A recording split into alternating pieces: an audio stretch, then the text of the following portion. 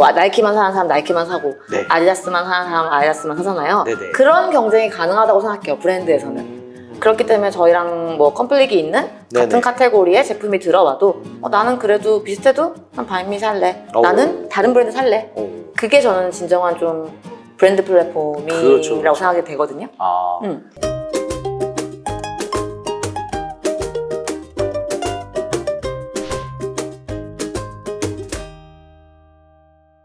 처음에 이제 투자를 거의 엔젤 투자를 받으신 다음에 어떻게 보면 VC 투자를 이제 프리A 첫 이렇게 투자를 받으셨을 때 가장 인상 깊었던 게 대표님께서 이제 저한테도 콜드콜로 메일을 이제 주셨어요. 맞아요, 맞아요. 그래서 기억이 나는데 그게 어떻게 그렇게 콜드콜로 이렇게 보내실 생각들을 하셨는지 지금 봐도 너무 신기했고 제 기억에는 그때 대표님 콜드콜로 메일 받고 원래 저희가 VC들이 콜드콜로 메일을 많이 받습니다. 근데 그럼에도 불구하고 되게 깔끔하고 필요한 게 다 있는 덱이어서 되게 인상 깊었던 것 같아요. 근데 어떻게 콜드콜로 메일을 보내셨어요? 저 그럼 궁금한 게 하나 있는데 예. 콜드콜이 아니면 어떤 방법이 있나요? 아, 네.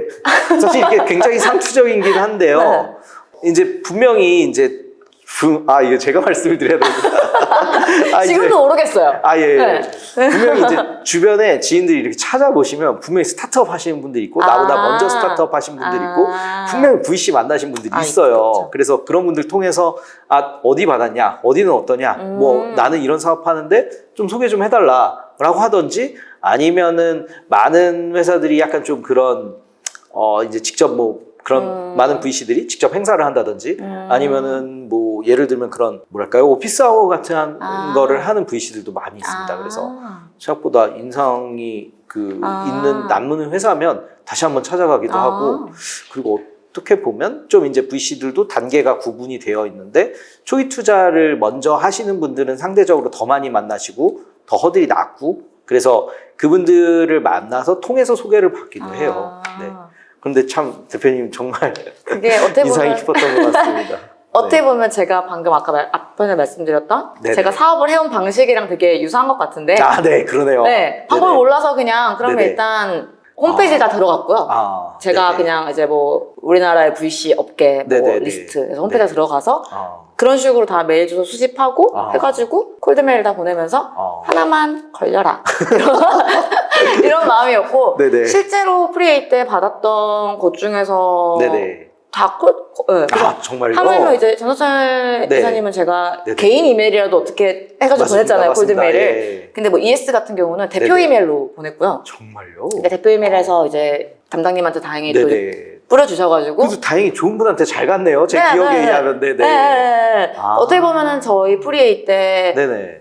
저희 진짜 아무것도 없을 때 네네. 첫 번째로 미팅했던 분이 그 이사님이신데 가장 먼저 아무도 한다고 안 했는데 커밋해 주셨거든요. 그렇군요. 네.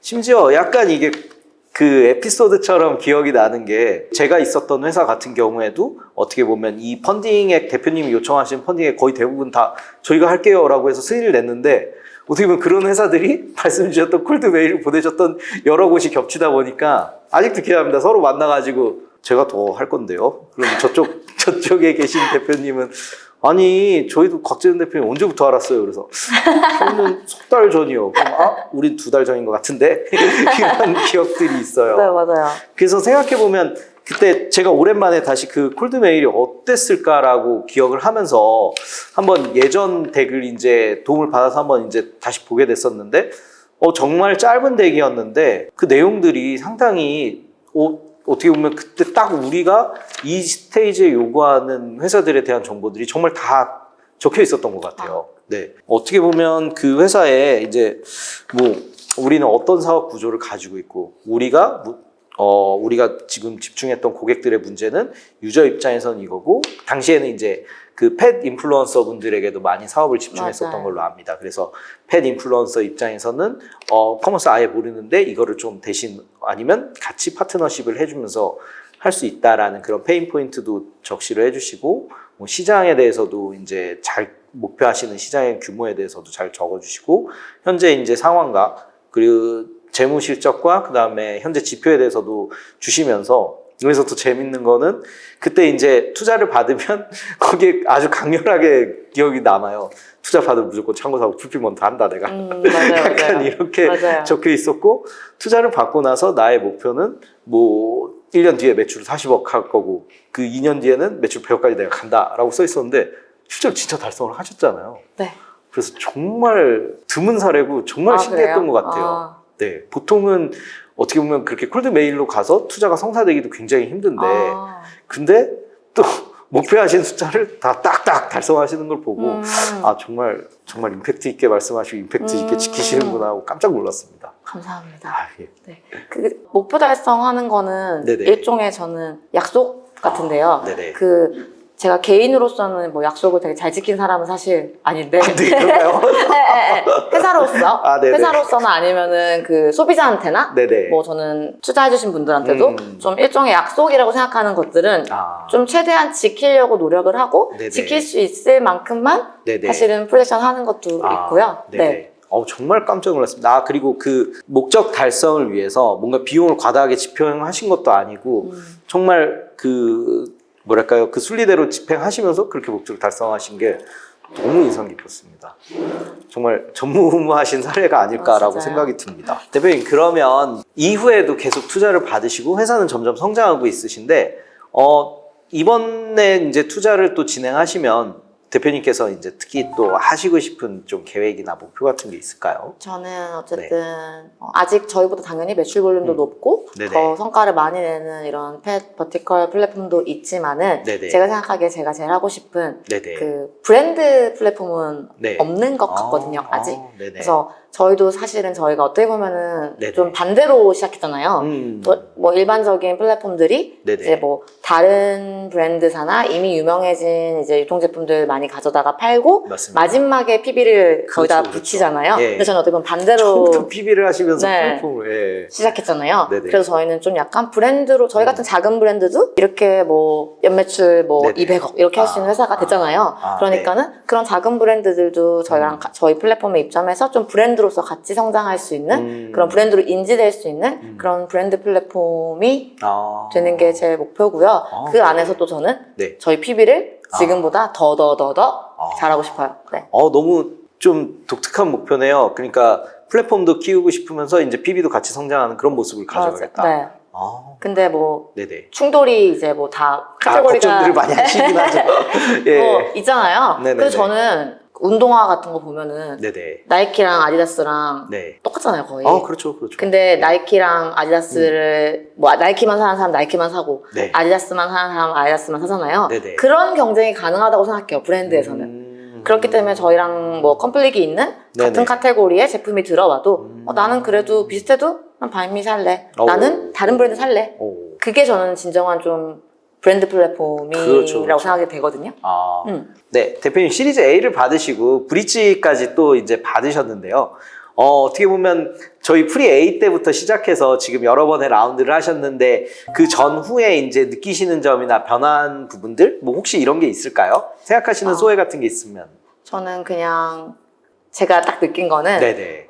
사실 저는 이 씬을 아예 몰랐고 막 예. 이런 거에 대해서 사실 잘 몰랐잖아요. 그래서 막 밸류에이션이 뭐야? 라고 했을 때 밸류? 네. 밸류가 뭔데? 약간 진짜 몰랐거든요. 그렇죠. 그래서 사실 저는 이제 뭐 프리 A, A 지나오면서 사실 그때는 되게 시장이 좋았었고 네. 그렇기 때문에 다 누구나 막 진짜 필살 막 몇 배, 막 그렇죠. 이렇게 받는 시장이 형성되어 있었어요, 사실은. 네네. 그래서 저는 처음에 뭐 프리 A 때까지는 사실 저는 제가 생각했을 때 정말로 이렇게 자기 검열했을 때 네네. 적당한 밸류에이션을 제가 마련을 해서 투자를 잘 좋은 투자처에서 받았다고 생각을 했는데 맞습니다. 이제 그 A로 넘어가면서 네네. 어떻게 보면 제가 약간 그 시장 네. 상황에 휩쓸린 거죠. 그러면서 제가 조금 남들 다 우리보다 잘 못하는 것 같은데 이런 밸류? 그럼 나도 이제 밸류 이 정도로 받아야 될 것 같아 라고 어떻게 보면 절대적 평가가 아니라 상대적 평가를 하면서 제 밸류를 받은 거죠. 많이들 또 그렇게 하세요. 막 어디든 이런데 왜 우리를 이렇게 평가하냐. 특히 막 이렇게 뭐 예를 들면 좀 그렇지만 네. 특히 이제 바이오 기업이나 교수님들 같은 경우에는 저 교수보다 내가 지금 연구한 게 얼만데 지금 막 네. 이러면 교수님 그게 아니고요. 회사라는 거는 뭐 이런 케이스들도 많이 있어요. 근데 이제 제가 네네. 말씀드리고 싶은 거는 네네. 근데 그게 저를 힘들게 하는 것 같아요, 결과적으로는. 뭐 그 밸류를 높게 받아가지고 우리 기업 가치가 얼마고 내가 돈 얼마를 벌 거야 보다 사실은 네네. 제가 하는 일이고 네. 제가 창업가잖아요. 네네. 그럼 그거를 이제 더 잘 끌고 가는 동력이 있어야 되는데 네네. 그런 밸류들이 저를 짓누르는 게 아. 저는 제 동력을 더 나아가지 못하게 하는 게 있는 것 같아서 네네. 뭔가 절대적 평가로 저는 밸류에이션 하는 게 더 맞다고 생각을 하거든요. 상대적인 것보다. 네네. 그래서 혹시나 앞으로 뭐 창업을 뭐 염두에 네네. 두셨거나 네네. 이제 뭐 펀딩을 하고 계시는 분들이라면은 네네. 절대평가로 유념하시면 좋겠습니다. 밸류에이션 하시는 게 더 네. 사업을 하실 때 더 무겁지 않다. 어깨가. 왜냐면은 뭐 직원들도 늘어나면 직원들도 내가 책임져야 되고 투자자랑 한 약속도 제가 지켜야 되고 네. 근데 그 밸류까지 너무 무거우면 사실 사업의 본질이 많이 흐트러질 수가 있잖아요. 이거 정말 중요한 말씀인 것 같습니다. 그래서 네. 저는 네네. 이렇게 조금 더 그거에 대해서는 보수적으로 보는 게 네네. 본인한테도 더 좋을 것 같다. 어떻게 보면 자본 친화적인 밸류로 이렇게 진행을 했을 때에 뭐 그 다음에 만약에 사업에 대해서 이제 뭐 자본 조달이 더 필요하다 했을 때 훨씬 유연성이 있는 거 아니냐라는 말씀이신 것 같습니다. 맞아요. 네. 네. 결과적으로 가장 마지막에 도달한 밸류가 어떻게 보면 우리 회사의 진정한 또 가치일 수 있으니 지금 과정 자체는 뭐 어떻게 보면 너무 그렇게 자존심으로 치환이 안 되는 것도 도움이 그럼요. 되는 것 같습니다. 네네네. 저도 저희 포트폴리오 대표님들께 늘 말씀드려요. 지금 이 밸류가 이 회사에 딱 그 위치 아니니까 절대 그렇게 생각하지 말고 가장 마지막에 훨씬 큰 회사 되자라고 많이 말씀드리는 것 진짜 같습니다. 맞는 말인 것 같아요. 그리고 네. 그렇게 되실 거라고 믿습니다. 감사합니다. 네.